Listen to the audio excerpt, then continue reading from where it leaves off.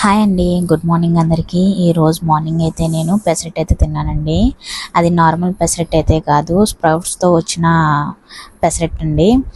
అంటే ఈ పెసలు 1 డే బిఫోర్ నానబెట్టి దానికి మొలకెత్తిన తర్వాత మా అక్క అయితే దీన్ని బాగా మిక్సీ కొట్టేసింది. దాంట్లో అల్లం వెల్లుల్లి పేస్టు, పసుపు, కొంచెం బియ్యం పిండి, కొంచెం సాల్ట్ అయితే వేసి బాగా కలిపేసిందండి. ఈ స్మెల్కి మా బుడ్డోడు కూడా చాలా వెయిట్ చేశాడు పెసరట్ కోసం.